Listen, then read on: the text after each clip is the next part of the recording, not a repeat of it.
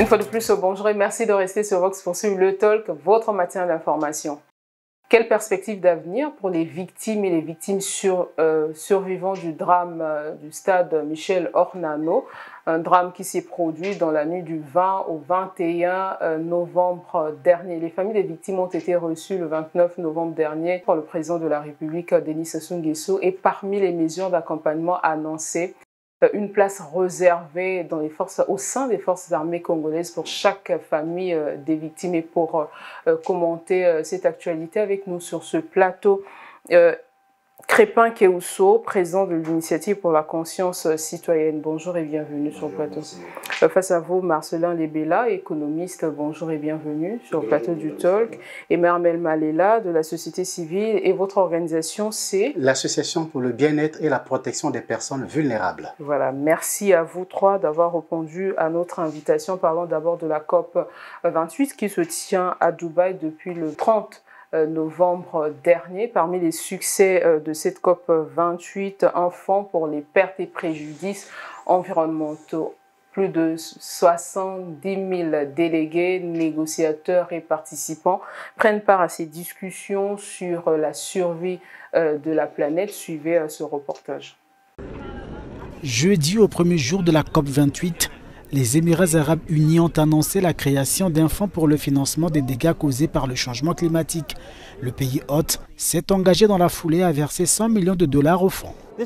C'est une journée vraiment historique et remarquable. Nous attendions ce jour depuis très longtemps, en particulier les petits États insulaires qui sont les plus affectés par le changement climatique, qui ont subi des pertes et des dommages climatiques avec beaucoup d'autres. On fait valoir la nécessité d'un financement spécial. Avec ce manque de financement, nous avons créé ce lien entre le climat et la dette. Tous les pays vulnérables au climat sont maintenant aussi les pays les plus endettés du monde parce qu'ils doivent financer la reconstruction et la réhabilitation sans financement. L'accord conclu reste à apporter des réponses à plusieurs questions, notamment l'éligibilité des pays et la gestion du fonds à long terme. La COP 28 a pris un excellent départ, un départ très constructif. La présidence de la COP 28 mérite d'être félicitée pour ce premier élan. Je pense qu'il est également très important de noter que les promesses ont immédiatement suivi l'annonce du fonds lui-même et que les Émirats arabes unis eux-mêmes se sont mobilisés. Il est assez rare qu'un pays officiellement considéré comme en développement prenne les devants et soit prêt à apporter sa contribution. Je pense que cela ne résout pas toutes les questions relatives à la durabilité de sources de financement en particulier. De nombreuses questions se posent également quant à savoir qui sera éligible au fonds et comment maintenir le financement pour qu'il continue d'affluer. Le fonds sera hébergé par la Banque mondiale au cours des 4 prochaines années et son lancement est prévu pour 2024. Crépin Kéousso, la COP 28, ouvert à Dubaï depuis, je l'ai dit, depuis le 30 novembre dernier. Et parmi aujourd'hui les décisions de cette COP, la mise en œuvre d'un fonds pour les pertes et préjudices des dégâts environnementaux, ce qui a été décidé lors de la COP 27 en Égypte. C'est quand même un bon élan qu'a pris cette COP. Merci, c'est un bon élan, s'il faut le dire ainsi. Mais sauf que je trouve à ces discours un peu assez démagogiques parce que à chaque fois qu'il y ait des assises de COP, on insiste toujours sur la question de subventions, s'il faut le dire, et le financement qui revient à chaque fois. Et pendant le sommet, je crois que j'ai pu retenir un pays qui, je sais pas, c'est la Norvège. Vous parlez du sommet des trois bassins. Non, je parle de la COP 28. Je crois que c'est la Norvège qui a pu donner son aval pour dire que, bon, au moins chaque année, il pourrait peut-être donner quelque chose pour financer les États qui essaient un peu de continuer à protéger toujours la planète. Mais au regard de tout cela, je trouve que ces discours des chefs d'État ou encore des décideurs... Ce sont les décisions déjà entendues, les discours déjà entendus, c'est le sentiment que vous avez? C'est mon sentiment, c'est parce que c'est mon analyse que je fais, parce que à chaque fois que nous essayons de suivre ces assises, c'est toujours les mêmes discours qui reviennent. Et au-delà de ça, rien n'est conquis en fait. On constate qu'il n'y a pas assez de réalisation en fait. Et c'est les pays qui demandent à chaque fois que les pays pollueurs puissent payer le prix. Jusque-là, il n'y a pas de réalisation. Voilà. Marcellin Lebela, plusieurs délégations, les dirigeants du monde se sont retrouvés pour discuter sur la survie de la planète, cette fois-ci pour proposer les meilleures solutions, mais surtout agir, poser des actes forts et des actes concrets pour la survie de la protection de cette nature. Il y a cette question qui revient à chaque conférence sur le climat, la question du financement, l'accompagnement des pays pauvres, des pays africains qui subissent de plein fouet les conséquences du changement climatique. Oui, merci Madame Sarah. C'est que la question de réchauffement climatique, la question de la biodiversité, les grandes questions qui se posent à la planète sont des questions sérieuses. Mais leur traitement n'est pas sérieux. On a l'impression de se retrouver dans des rencontres culinaires où les gens, après avoir pu manger, chacun rentre chez lui. Et puis, ça se transforme de plus en plus en un champ où les gens se règlent des comptes. Si nous voyons les enjeux de cette COP 28, où on s'acharne contre les producteurs des énergies fossiles, et nous pensons que ceux qui ne produisent pas le pétrole s'acharnent contre ceux qui en produisent. Et derrière la vision, je ne peux pas prêter des intentions à ces pays, et on semble un peu menacer la Russie et tous ceux qui produisent le pétrole, qui ne sont pas généralement dans le monde occidental. Donc ceux qui achètent. Bon. Et c'est eux qui dictent le prix, pourtant, tout cela. Vous vous êtes souvenez, dans la guerre entre l'Ukraine et la Russie, et les premières mesures, les premières sanctions, c'était de sanctionner le pétrole, de sanctionner le gaz, de sanctionner toutes ces questions. Je crois que les questions sont tellement sérieuses, mais les réponses qui sont données sont comme des réponses de blague, sont comme la blague. On revient sur la même question de financement, on revient sur les mêmes questions de protéger la planète, mais personne ne prend des initiatives sérieuses, concrètes sur le terrain. Nous attendons depuis très longtemps ces financements qui n'arrivent toujours pas. C'est quand même triste. Imbermel Malila, Marcel Lebela s'était déjà exprimé, les moments d'évaluation du combat mené contre le changement climatique. À travers les discours, ce sont des discours accusateurs et les pays africains qui ne cessent de réclamer ces fonds pour financer l'action climatique. Effectivement, Mme Sarah, ce que vous dites, c'est tout à fait normal. Parce que tout est parti des accords de Paris depuis 2015, je pense. Alors, lorsqu'on essaie de regarder si c'est depuis 2015 et jusqu'à aujourd'hui, nous sommes pratiquement en 2023 et on n'arrive toujours pas à pouvoir bien canaliser cette question sur le réchauffement climatique. Bon, ben, je pense que la COP 28, cette fois-ci, les pays, je pense qu'ils vont quand même essayer peut-être de rectifier un peu le tir pour recadrer un peu cette situation. D'abord, il y a un succès, je vous rappelle, la mise en œuvre d'un fonds pour financer les pertes et préjudices des dégâts environnementaux. Oui, c'est vrai qu'il y a un succès aujourd'hui. Maintenant, il faudrait aussi essayer de regarder comment est-ce que ce fonds-là sera utilisé. Est-ce que réellement ce fonds-là sera utilisé aussi pour l'environnement, pour essayer un peu... mais c'est ça. Là aussi, il y a un gros problème. Est-ce qu'on ne va pas quand même prendre ce fonds-là pour essayer un peu de regarder et puis voilà autre chose? Non, peut-être pas suspicieux, mais non, mais c'est tout à fait normal. Il faut regarder sur tous ces angles-là. Il faut regarder. Voilà. C'est important. Qui ne subit pas le préjudice? Quel est le pays qui ne subit pas le préjudice? C'est le même fonds qui serait réparti entre tous les pays, y compris certainement les pays développés. Bien sûr. Ben voilà. Donc, quelle serait notre part par rapport aux dégâts que nous subissons? Parce qu'il y a une politique. Nous ici, nous avons une politique de reboisement dans notre pays ici. Nous avons une politique de reboisement au Congo qui existe déjà. Donc, ce qu'il faut faire, c'est quoi? Lorsqu'il y aura ce fonds, c'est de pouvoir appuyer cette politique de reboisement. Voilà. Voilà. Et j'espère que c'est ce qui va se faire aussi dans notre pays. Merci beaucoup à vous trois pour vos interventions sur la tenue de la COP 28 à Dubaï. Chaque famille des victimes du drame du stade Michel Dornano aura une place d'intégration au sein des forces armées congolaises. C'est l'annonce faite par le président de la République le 29 novembre dernier lorsqu'il a reçu les familles des victimes. Retour sur ce reportage.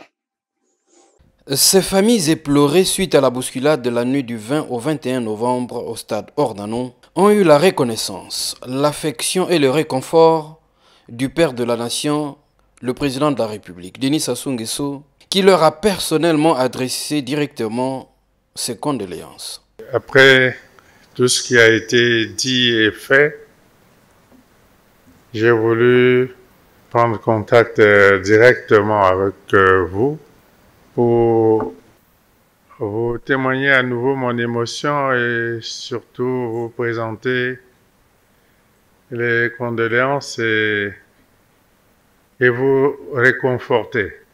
Le sens de responsabilité dont ont fait preuve ces familles qui ont écouté la voix de la raison en faisant confiance au gouvernement a ainsi été félicité par le chef de l'État.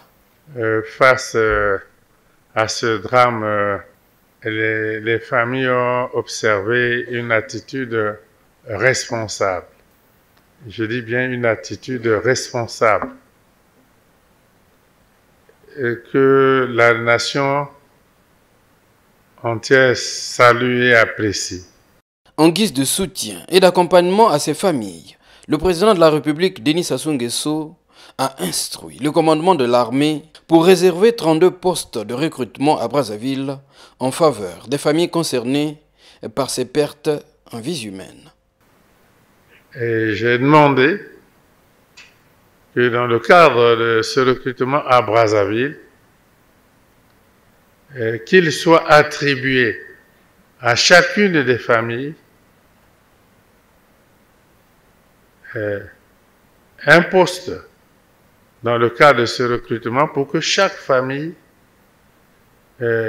fournisse un élément valide, apte, chaque famille.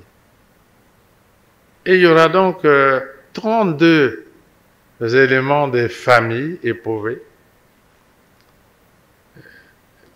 désignés par les familles elles-mêmes. Le président de la République a rassuré les membres des familles éprouvées que les enquêtes enclenchées après le drame d'Ornano permettront d'établir les responsabilités et condamner les coupables des failles ayant causé la mort de 32 jeunes dont le but était de servir leur pays sous le drapeau au sein des forces armées congolaises. Voilà, Crépin Kéousso rappelle des faits. Le 4 novembre dernier, les forces armées congolaises lancent le recrutement. Dans la nuit du 20 au 21 novembre, la bousculade éclate au stade Michel Ornando.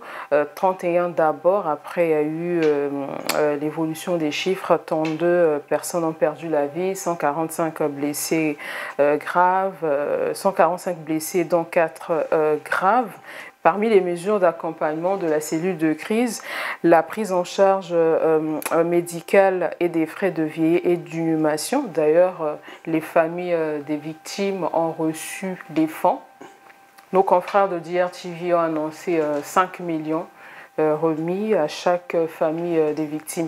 Là, c'est le président, pour remettre ces faits dans leur contexte, et c'est le président qui reçoit les familles des victimes pour leur exprimer sa compassion en tant que père de la nation. Votre réaction avant de prendre le volet accompagnement, ce qui a été énoncé lors de cette rencontre. Merci Madame Sarah. En un mot, je vais d'abord m'incliner devant la mémoire de ces victimes. C'est une émotion que nous perdons cette jeunesse-là, parce que c'est aussi étonnant de voir aussi dans notre ville capitale, encore dans la République, de lancer cet appel, parce qu'il y a plusieurs fois que les forces armées congolaises lancent les recrutements, mais qui se passent souvent dans les casernes ou encore les camps militaires.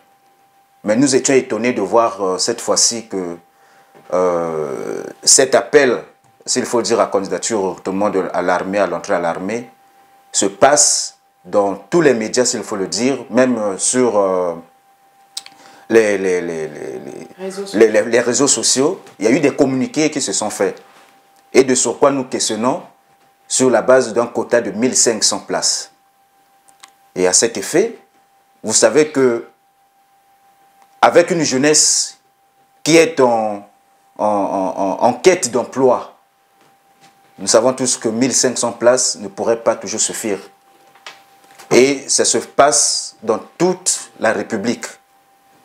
Le gouvernement avait pris motion de décréter un deuil national d'1 jour et suspendre juste au niveau de Brazzaville. Jusqu'ici,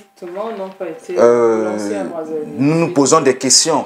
Pourquoi ne pas suspendre cet avis sur toute l'étendue du territoire? Ça, c'est de 1. De 2, il y a une mauvaise organisation du côté des forces armées congolaises parce qu'il y a eu manque peut-être d'orientation pour essayer de canaliser ces jeunes-là. Et peut-être, troisièmement, le président de la République a eu à réunir ses parents, oui, en tant que père de la nation, pour essayer de compatir avec eux. C'est une bonne chose. Mesures d'accompagnement, ce qui nous conduit à parler directement. Lorsque je vous passerai la parole, vous êtes libre de revenir. Mais le débat, c'est sur les mesures d'accompagnement, les perspectives d'avenir pour les victimes. Il y a 2 catégories de victimes. Il y a des victimes qui ont perdu la vie. Il y a des blessés aujourd'hui. Parmi ces mesures, le président annonce pour ceux qui ont perdu la vie, parce qu'il a reçu les familles des victimes qui ont perdu la vie, le recrutement automatique au sein des forces armées congolaises, c'est quand même une chose appréciable pour les femmes. Donc, il faut qu'on s'éclaire toujours en parlant d'une question sérieuse, devant la mémoire de ces jeunes qui ont quitté leur maison pour aller chercher un emploi. Surtout dans l'armée, c'est un engagement qui est assez complexe. Moi, je suis un parent.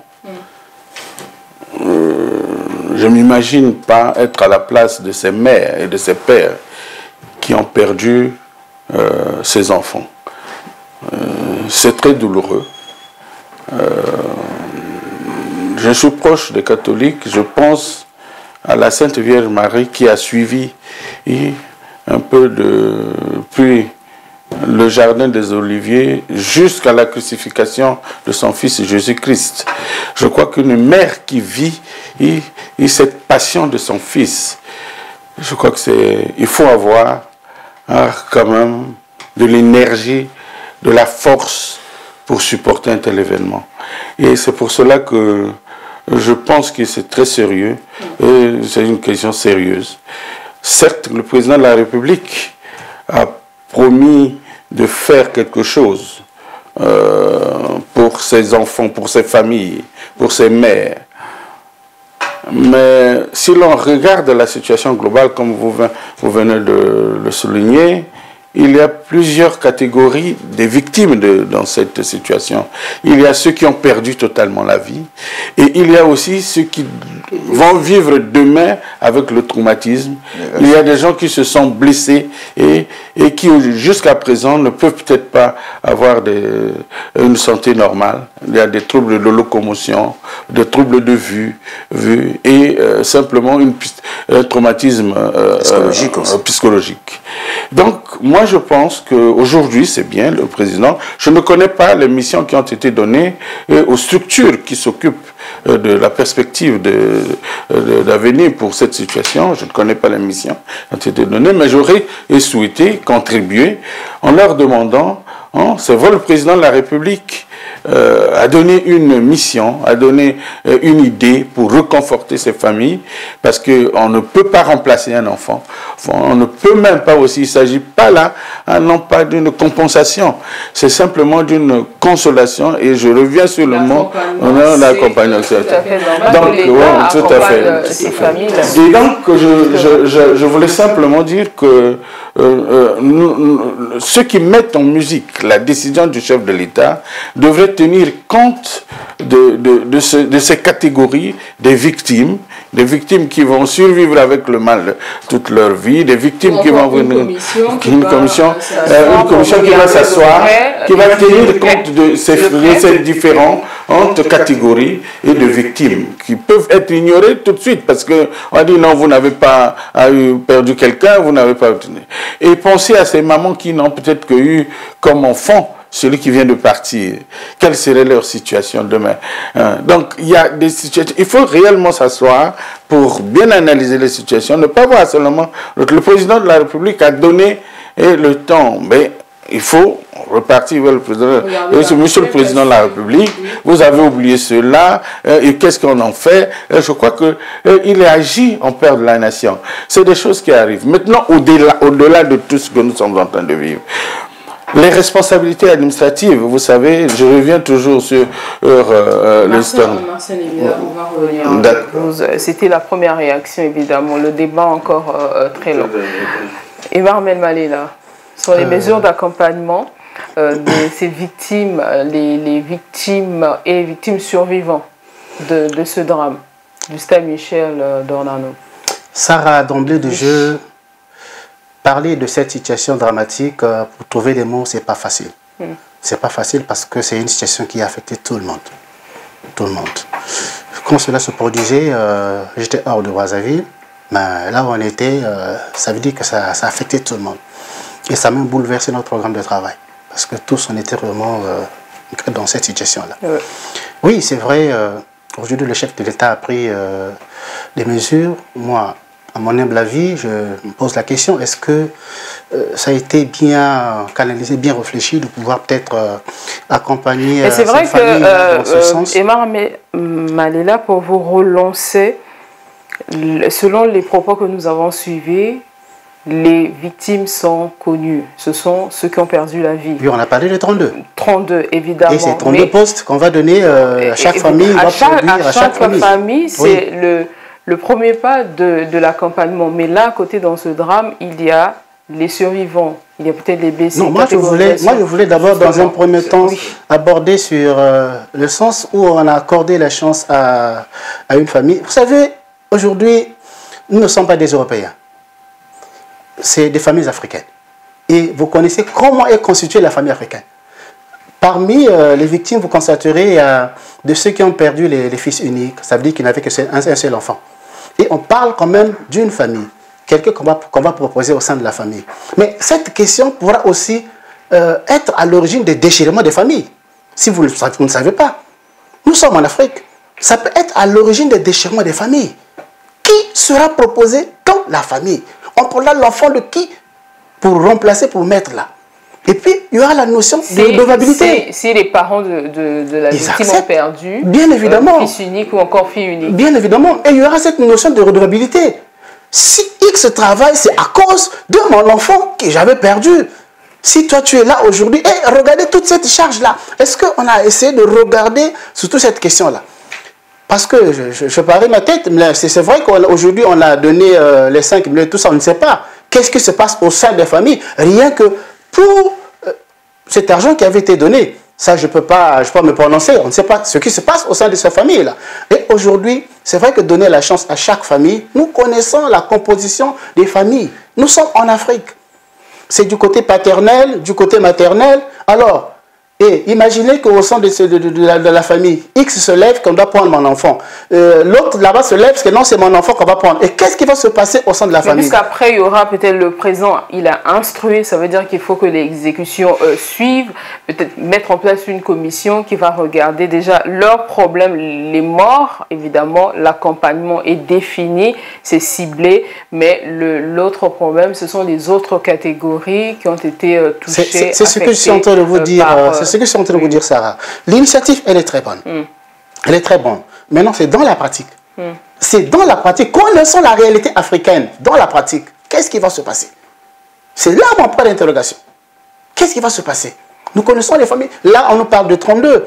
Mais lorsque vous regardez, lorsqu'on a suivi la vidéo dans la salle, est-ce que quand vous essayez de compter le nombre de familles, ça veut dire que c'est plusieurs personnes dans cette salle où le chef de l'État a reçu. Ce qu'elle va dire, l'oncle peut être là, le papa peut être là, la maman peut être là, les petits frères peuvent être là. Ça veut dire que la famille, grosso modo, chez nous, la famille est constituée du côté paternel, du côté maternel. Lorsque le chef de l'État parle qu'un membre de famille, il faudrait qu'on soit précis. Il faudrait qu'on soit précis. Lorsque pas un membre de famille, alors là, c'est de façon vague. Ça, par exemple, c'est au niveau des familles d'ont décidé qui désigner, parce qu'il a laissé la liberté. Mais c'est là où ça va poser le problème. À chaque famille de désigner. C'est là où ça va poser le problème. Connaissant ce qui se passe au sein des familles aujourd'hui où il n'y a pas d'emploi, mais quelle est cette famille-là aujourd'hui? Vous allez vous dire, aujourd'hui, moi, mon enfant doit travailler. Et non, c'est nous qui avons perdu, c'est par rapport à notre fils, c'est X qui doit être là. Et ça va créer des tensions au sein des familles. Ça, je vous le dis. Crépin. Oui. Dans les parents divorcés, par exemple, ça pose problème. Moi, je voulais simplement voir, est-ce qu'il ne serait pas mieux d'élargir les choses? J'ai deux choses en tête. Hein. Je vois quelqu'un qui perd, son fils et que vous allez le remplacer, c'est-à-dire qu'il va devenir caporal-chef ou combattant. Bon, il sera au même... à la même ligne de départ que ceux qui n'ont rien perdu. Ça aussi, c'est quand même une question de justice qu'il faut regarder. Et en plus, on n'est pas obligé de rester seulement dans le domaine de l'armée. Est-ce que tout le monde a vocation à devenir militaire? C'est des questions qu'il faut aussi se poser. Il faut peut-être poser des questions, interroger ces personnes. Est-ce que vous voulez, où est-ce que vous voulez aller? Est-ce qu'il y a des vacances aussi dans ces entreprises pour leur trouver des emplois? Toutes ces questions doivent être regardées au sein de ces commissions, parce que certainement que tout le monde n'a pas envie de devenir militaire. Moi, j'ai mon fils qui j'ai posé la question, qui est Makar, m'a dit non, moi je ne serai pas militaire. Parce que le drame est arrivé dans un contexte précis, le recrutement. Au-delà, c'est le chômage. Les gens chôment. Ils n'ont pas d'autres offres. Ils n'ont que celle-là qui se présente. Est-ce que l'État ne peut pas trouver d'autres offres pour essayer un peu de régler ce problème? Ça, c'est une offre qui se présente. Ces mesures-là, c'est pour faire quoi la finalité? C'est pour soulager ces familles. Est-ce que pour soulager ces familles, on ne peut que penser dans l'armée? Mais il y a plusieurs options pour soulager les familles. On pouvait penser autrement. Donc, raison pour laquelle moi je dis c'est une question qui devait d'abord vraiment être très bien étudiée avant de pouvoir peut-être discuter avec les familles. C'est ça. Parce que moi, il y a une question qui me vient à l'esprit. Je ne sais pas si ça existe. Hein. Je ne sais pas si en République du Congo où il y a comment est-ce que je peux dire, l'offre militaire est obligatoire, s'il faut le dire en République du Congo. Je ne sais pas si le service militaire est obligatoire. Parce que je m'imagine, je ne comprends pas jusqu'à ce stade-là, les mesures sont prises, oui, d'accompagner les familles victimes. Exactement. Mais il faut regarder aussi tous ces paramètres que mes co-débatteurs sont en train de parler. Aujourd'hui, je sais pas si ça existe, je ne sais pas, je me pose ces genres de questions, mais est-ce que l'offre n'est qu'au niveau de l'armée? Parce qu'aujourd'hui, il faut regarder cet aspect. Vous êtes libre, Crépin Kéousso, de faire vos commentaires, mais les commentaires en journal sont liés aux faits, et les faits sont là. L'offre, évidemment, annoncée par le président, c'est lié à l'armée. 32 places, c'est lié à l'armée. Mais au-delà de l'armée, il faut aussi regarder, parce que aujourd'hui, même si on me remplaçait je suis dans une famille de victimes, on me propose d'aller à l'armée. Étant donné que je suis tourmenté par la psychologie par rapport au drame qui vient de se produire, est-ce que j'aurais ce courage-là? Il faut voir qu'il y a un frère, par exemple, qui est parti. Mais effectivement. Est-ce que j'aurais ce courage-là d'aller dans l'armée pendant ce temps que j'ai perdu un être cher de ma famille? Mais est-ce que je peux reformuler vos pensées, c'est-à-dire que discuter avec ces familles, voir leur vocation, peut-être ils voudraient être placés à la fonction publique ou encore autre part? Madame, nous vous comprenons vous pensez que le contexte concerne l'armée. Mais nous pensons que nous sommes en face.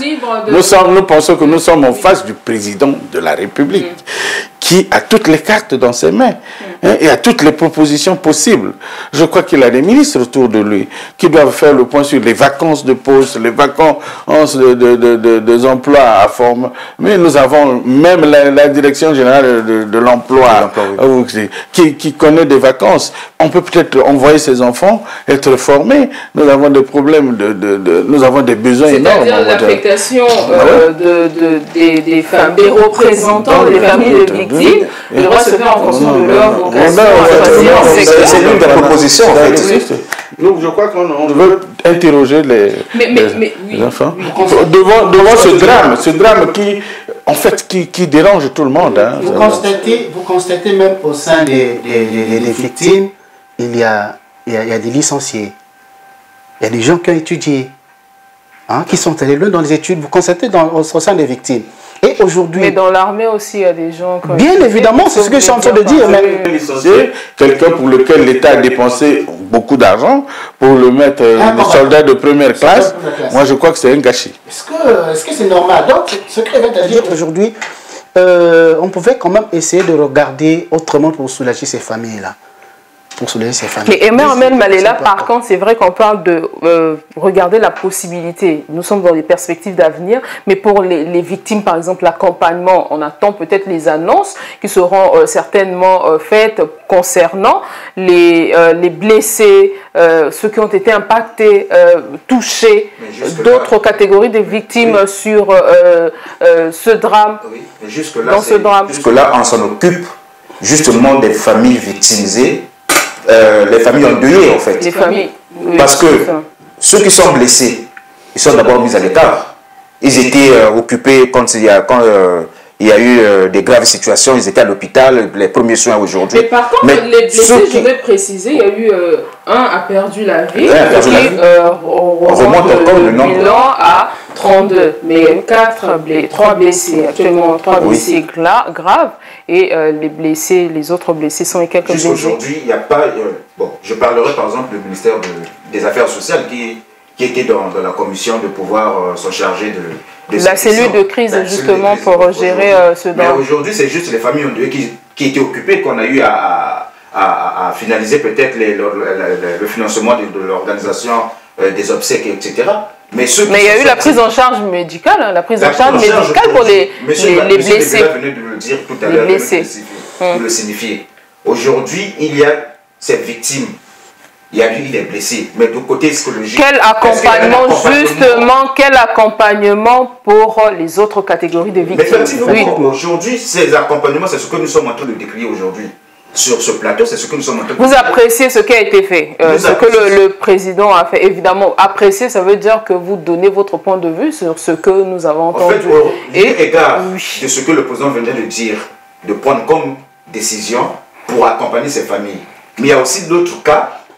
Par exemple, les cas des blessures, ceux qui sont blessés, des cas graves, du côté psychologique aussi. Donc, il devait avoir aussi un accompagnement du côté psychologique. Il devait avoir un accompagnement du côté social. Ou encore, même pour des familles qui ont perdu, par exemple, fils unique ou encore fille unique, quel genre d'accompagnement accompagner ce genre de famille? Justement, c'est des questions qui sont sensibles. Oui, très sensibles. Nous pouvons compter peut-être sur... ces structures mises en place pour suivre ces choses, mais nous devons apporter notre contribution. Nous devons leur dire que devant la multitude de catégories de victimes, nous devons regarder les situations au cas par cas. Nous devons avancer vers des situations. Si vous enterrez quelqu'un, est-ce que c'est une manière de dédommager la famille? Est-ce que si vous prenez le militaire de la famille, vous le remettez là, est-ce que c'est une compensation ou c'est vraiment le réconfort suffit?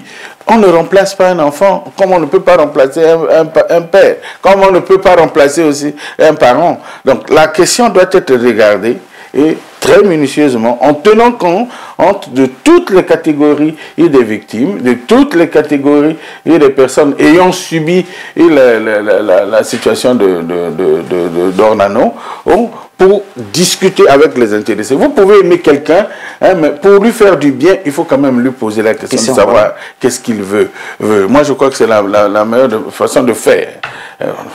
Parce qu'on ne connaît pas trop bien leurs besoins, on ne peut pas leur dicter ce que nous pensons. C'est ça le défaut de notre pays. On impose toujours ce que nous pensons. Le président de la République a proposé une solution au réconfort de ses parents. Mais le président n'est pas resté inflexible. Je crois qu'il doit être souple dans ça. Il se dit, bon, ben, il y aura certainement des cas où les gens vont dire, nous, on ne veut plus de l'armée. Vous êtes le président de la République, vous avez assez de cartes dans vos mains. Essayez de nous trouver un emploi ailleurs que dans l'armée. C'est tout à fait normal. Non, il faut aller un peu plus loin. Vous allez regarder, Sarah. Au-delà de tout ce qui se fait, il y a, je pense, 2 enquêtes. Il y a une enquête administrative qui est là en cours. Et il y a une enquête judiciaire qui est là. Donc le procureur de la République s'est surtout saisi de cette affaire. Alors, est-ce que on va s'arrêter là? Je ne pense pas. Je pense que on trouvera peut-être des familles qui pourront peut-être se constituer partie civile pour cette question. Ça peut arriver. C'est pas parce qu'aujourd'hui qu'on vous a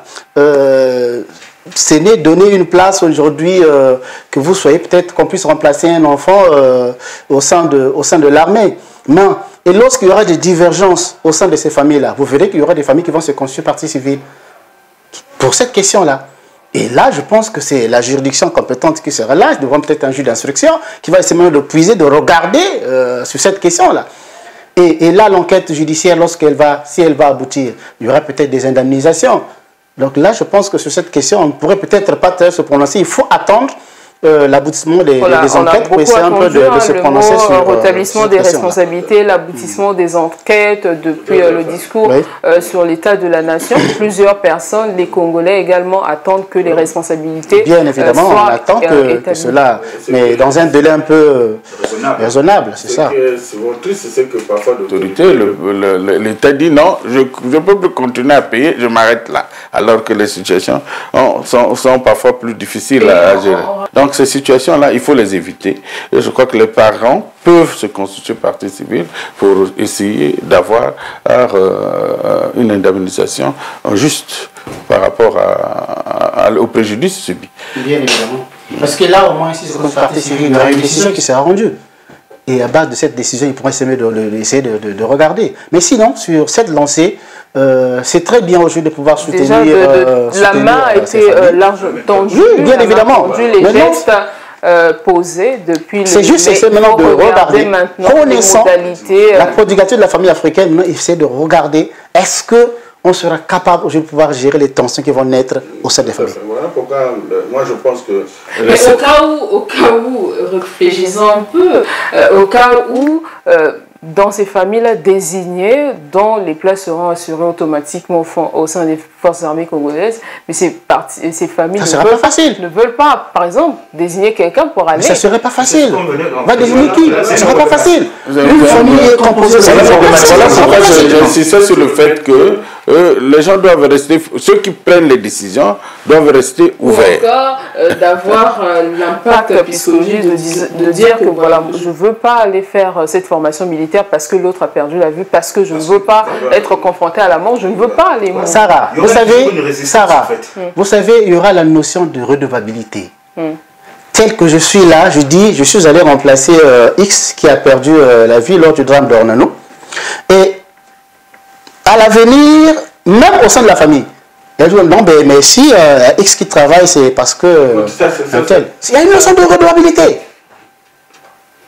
Que votre poste administratif appartient à la famille. Oui, voilà. Parce que vous avez été le représentant de la famille. Que non, il y a des ordonnances qui arrivent, disent que vous êtes obligé. Pourquoi? Parce que si vous êtes là, si vous travaillez, c'est à cause d'eux. Il y a une notion de redevabilité. C'est grâce à cette situation que vous êtes aujourd'hui dans l'armée. C'est une question complexe. C'est vrai, vous êtes juriste de formation, l'aboutissement des enquêtes, l'établissement de responsabilités. Après, qu'est-ce qui va s'en suivre? Le dédommagement des familles? Oui, mais là, en ce moment, on ne peut pas se prononcer. Nous attendons les enquêtes, l'aboutissement des enquêtes. Le procureur est là, il est en train de faire ses enquêtes. On ne peut pas aujourd'hui se décider sur cette base. Non, on attend l'aboutissement des enquêtes. Mais je pense que, tel que nous regardons, c'est un dossier où aujourd'hui, apparemment, les enquêtes seront favorables. Au-delà aussi, il peut y avoir un règlement à l'amiable. Un règlement amiable entre les victimes et l'État, par exemple, où les gens s'entendent et puis ils enterrent le dossier. Cela aussi est possible. Donc, oui, mais c'est pas, moi je vois. Quand le procureur s'est s'auto-saisi de cette affaire-là, le ministère public est déjà en mouvement dans cette affaire. Moi, je ne vois plus comment faut-il parler d'un règlement amiable. Parce que le procureur est déjà sur cette affaire-là et le ministère public déjà par l'entremise de... Bien évidemment, par l'entremise du procureur public, je pense qu'il est déjà là pour essayer de regarder les responsabilités qui sont les uns des autres pour les incriminer sur cette question. Le drame, vous l'avez dit au début de cette émission, soulève un problème. Le chômage des jeunes au Congo.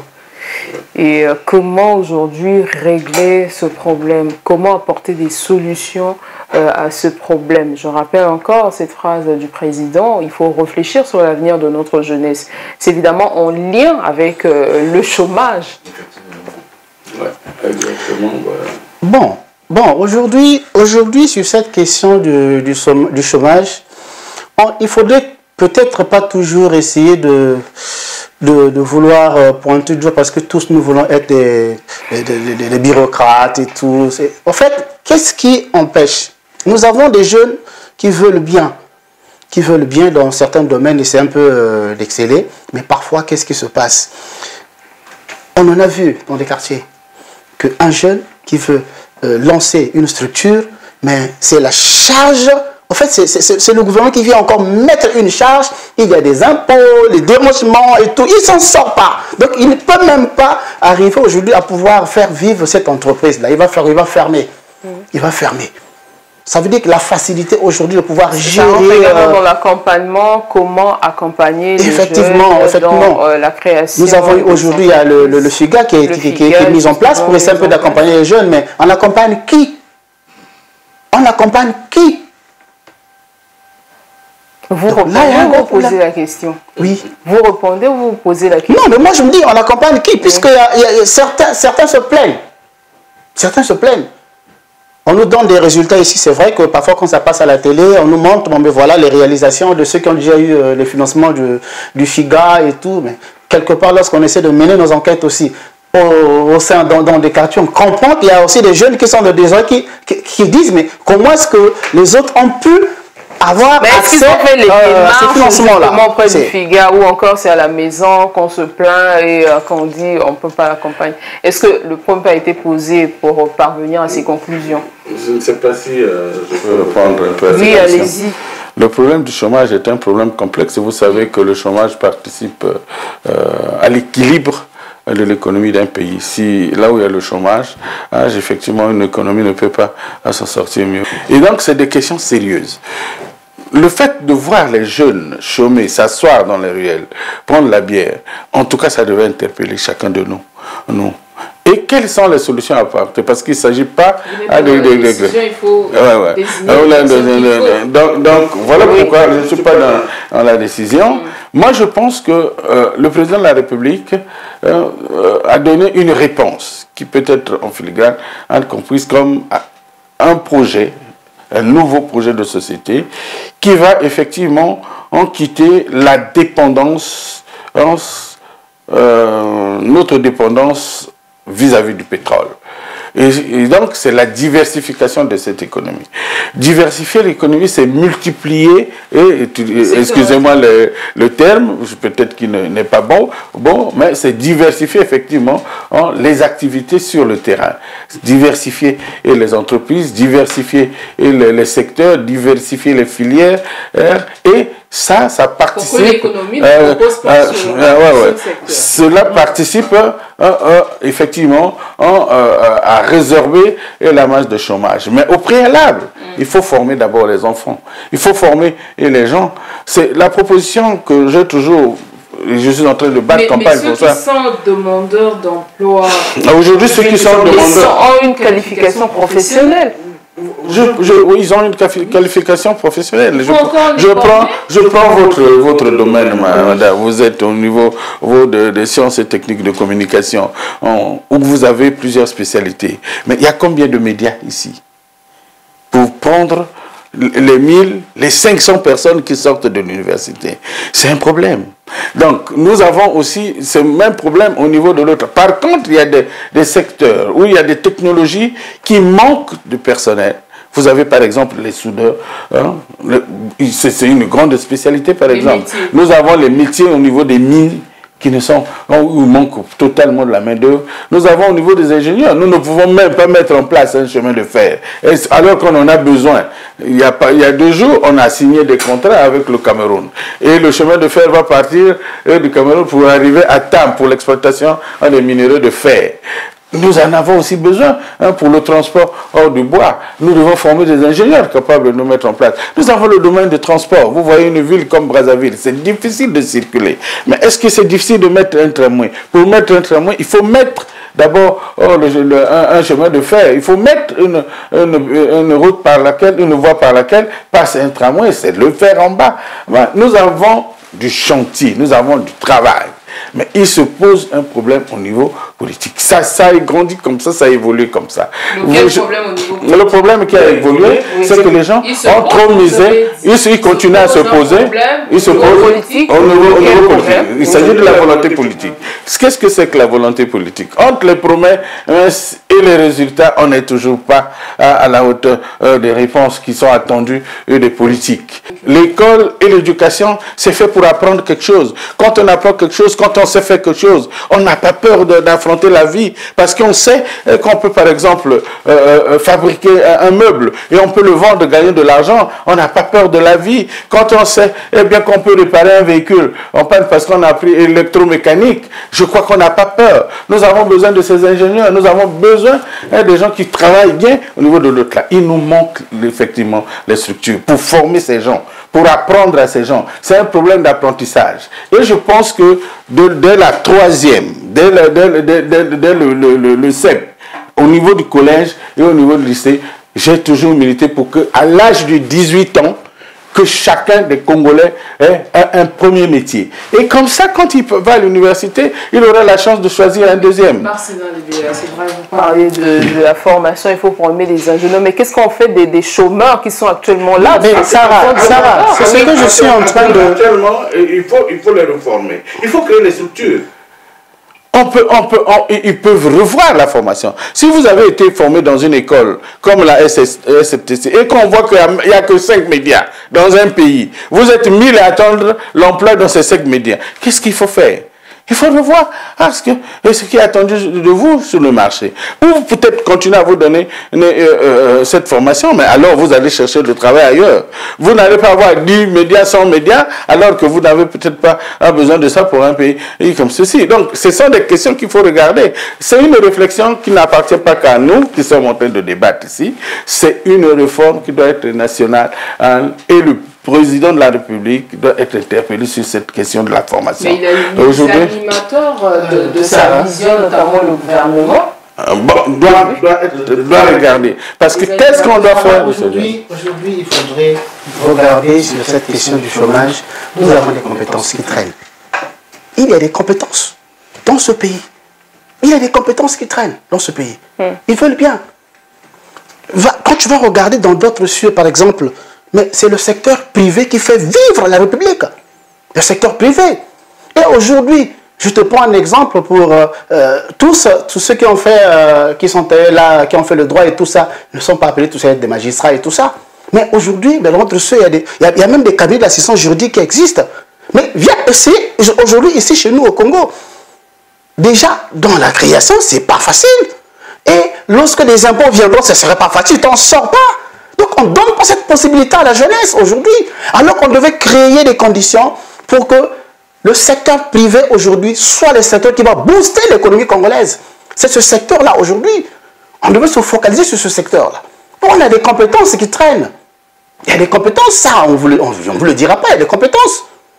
Mais est-ce qu'ils sont utilisés? Mais non, ce n'est pas seulement l'État. Parce que tous nous visons seulement l'État. Non, le secteur privé est là, peut bien régler ce problème-là. Mais en ce moment, qu'est-ce qu'il faut faire? Mais c'est l'État qui doit mettre les conditions pour que ce secteur-là, les jeunes soient à l'aise, aujourd'hui, à pouvoir créer ces entreprises-là et évoluer. En fait, moi, je voudrais rebondir sur ce que M. Malila vient de dire. En fait, le problème du chômage chez les jeunes, en fait, je voudrais interpeller un peu le gouvernement. C'est-à-dire qu'il faut leur redonner l'espoir. C'est comme venait de dire. Oui. Il y a des compétences, il y a la volonté de pouvoir créer son entreprise. Mais il y a un blocage, s'il faut le dire, aux côtés de l'administration. Parce que déjà ouvrir, il faudrait déjà se faire enregistrer, etc. Il y a tout un processus. Ça, c'est déjà bon. Mais également, bien qu'il y ait eu facilitation de ces procédures-là, mais c'est pas toujours ils s'attendent pas toujours à ces résultats escomptés. Mais le problème, c'est aussi au niveau de cette politique. C'est-à-dire, on a essayé un peu d'émailler cette jeunesse-là par une image camouflée, s'il faut le dire, pour pouvoir suivre toujours les politiques. C'est-à-dire qu'il n'y a pas toujours cette indépendance-là. Les politiques ne donnent pas cette indépendance-là à cette jeunesse à pouvoir s'épanouir. C'est-à-dire aujourd'hui, c'est comme venait de dire M. Lebila, il faille faire des réformes. La jeunesse aujourd'hui, il y a une jeunesse. Vous allez évoluer. Oui. Les politiques qui empêchent les jeunes. Comment ils empêchent les jeunes? Mais aujourd'hui, attendez, j'arrive. Aujourd'hui, M. Lebela, là, parfois, il a un capital élevé de ressources. Mais aujourd'hui, il ne peut pas m'orienter. Je suis en face de lui. Il ne peut pas m'orienter. Il ne peut que m'envoyer peut-être aller acheter quoi que ce soit dans la rue. Ou encore, quand je viens chez lui, c'est pour peut-être être son petit domicile, etc. Entre parenthèses. Aujourd'hui, le coup, ça veut dire tous les matins chez M. Lebela. Mais attendez, c'est cet ancrage-là. C'est cet ancrage-là. Aujourd'hui, c'est cet ancrage-là. Aujourd'hui, cette jeunesse, normalement, ne devrait pas suivre ces politiques-là. C'est un appel que je lance. Parce qu'aujourd'hui, on est indépendant, en charge pour être indépendant. Voilà. Il y a beaucoup de choses qui devaient apprendre. Dans notre pays, il y a eu une époque où le ministère de la Jeunesse avait même mis en place un projet sur la création des maisons de jeunesse. Qui avait même commencé déjà, la création des maisons de jeunesse. Mais pourquoi ça a échoué? Et pourtant, c'était une bonne politique. Aujourd'hui, lorsqu'on crée des maisons de jeunesse, par exemple, mais on peut écouter les jeunes qui veulent même créer des emplois. C'est par là-bas qu'on va leur orienter. Voilà ce qu'il faut faire. Mais c'est un bon projet aujourd'hui à relancer. La création des maisons de jeunesse. C'est un très bon projet qu'on peut relancer aujourd'hui. Et imaginez dans chaque circonscription aujourd'hui, si nous avons des maisons de jeunesse, on va les écouter. Celui qui a un problème viendra, il va donner. Mais en ce moment, il y a des psychologues qui seront là-bas et qui vont animer. Bien évidemment, on peut le faire. De leurs problèmes. Je voulais simplement dire que des trois co-débatteurs, je suis peut-être le malheureux ici à être économiste et à donner la voix. Parce que je voulais simplement dire que quand vous voulez mettre une entreprise en place, il vous faut d'abord une idée. Et l'idée, ce n'est pas encore un projet. Il faut transformer cette idée en projet. C'est-à-dire qu'avec un coût, une évaluation. Et quand vous avez le projet, vous avez un dossier. Vous devez l'adresser à qui? Vous devez l'adresser à une institution de financement, une banque. Est-ce que nos banques sont prêtes à faire cela? Je vous dis non. Parce que les banques, je vous informe, laissez-moi voler. Donc, nous n'avons pas de structure qui finance les projets. Il y a une structure qui existe qui accompagne. Mais FIGA n'est qu'un crédit de la Banque mondiale, un fonds donné par la Banque mondiale. Mais pourquoi nous ne pouvons pas créer tout à fait. Il y a un montant bien connu. Nous n'avons pas au niveau national des structures de développement. Il faut créer ces structures de développement, les banques de développement. Une banque industrielle pour ceux qui se lancent dans l'industrie, une banque qui forme les commerçants pour ceux qui se lancent dans le commerce. C'est-à-dire qui accorde des crédits. Ça, c'est l'initiative du gouvernement. Donc, il nous manque ce qu'on appelle cet écosystème-là pour renforcer et pour accompagner les jeunes à devenir des entrepreneurs. Mais l'entrepreneur ne tombe pas du ciel. Il faut toujours le former. Vous avez vous êtes ingénieur, par exemple, chimiste, mais vous voulez bien devenir un entrepreneur. Mais il faut quand même vous adresser, il faut que vous maîtrisez la comptabilité. Ce sont ces structures dont nous avons besoin. La comptabilité, nous avons besoin de comprendre comment s'adresser à un vendeur. On ne peut même pas parfois élaborer les dossiers. Donc, c'est des questions qu'il faut apprendre. D'où j'insiste sur la formation. Je ne parle pas de l'enseignement seulement, je parle également de la formation des gens. Parce que la formation, c'est par objectif. Qu'est-ce que je veux devenir? Je veux devenir entrepreneur, je veux voir ce qui forment les entrepreneurs. Et à partir de là, je m'adresse. Dès que je fais mon dossier, à qui je dois m'adresser? Je ne veux pas m'adresser à une banque comme la BGFI, qui est là pour faire du profit. Je dois m'adresser à une banque qui est créée pour me donner la force d'aller de développer mes idées, mon projet. Vous allez au niveau de FIGA. FIGA, c'est un crédit qui est congolais. On donne gratuitement, et parfois on ne suit pas, parce que ceux qui animent, ces structures ne suivent pas. S'ils suivaient.